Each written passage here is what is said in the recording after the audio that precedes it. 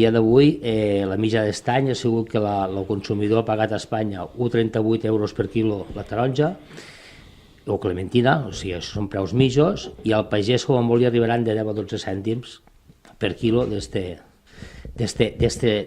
euro i pico que ha pagat. Més que 10 a 1, encara més. És més, és entre un 12 i un 15. Vale? La roba són 12,78. Quan es parlaves d'un euro i pico la roba, no arriba ni a 8 cèntims, la mitja. Hem de pensar que molta collita ja no s'ha collit i que molta collita s'acabarà cobrant a molt menys de 5 i 6 cèntims. Això és la realitat actual. Tremenda. I en relació a allò que deia Josep Maria també, de la competència en altres països, del tercer món i tot això dels empresaris que se'n van a produir o a recollir la producció a altres països i després fins i tot passant per aquí, camí de França i del nord d'Europa, què es podria fer per defensar, diguem, això que diem, una vida digna pels pagesos d'aquí sense fer mal als d'allà, no? Com es podria pressionar a l'Estat, a la Unió Europea, a la Generalitat, a qui sigui? Diverses cosetes prèvies. Segons la FAO, en aquests països tercers que estan produint taronja, cada vegada hi ha més gana i cada vegada tenen menys economia. Per tant, cada vegada són més esclaus, sobretot de les empreses d'aquí que estan allà sobreexplotant-los.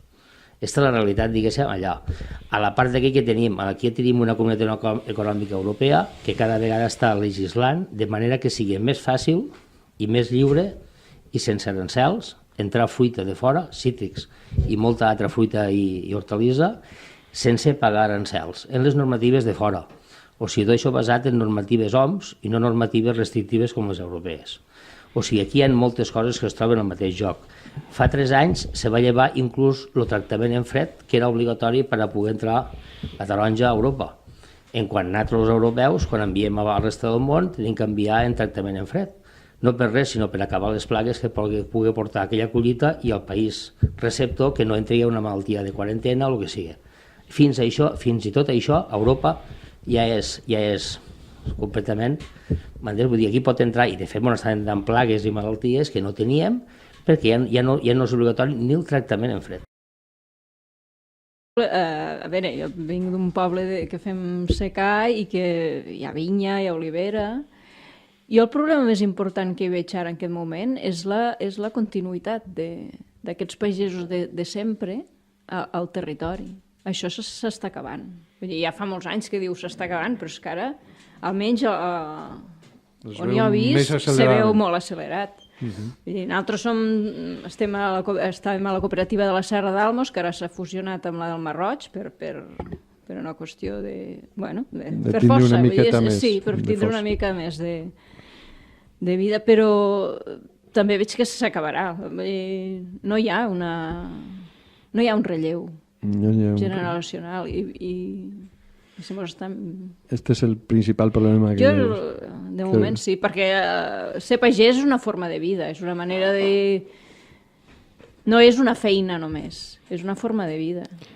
És que precisament... Tens una capacitat de frustració has de tindre perquè és que si no aguantaries. Ja no aguantaries. I si comences a fer números ja plegaries ja.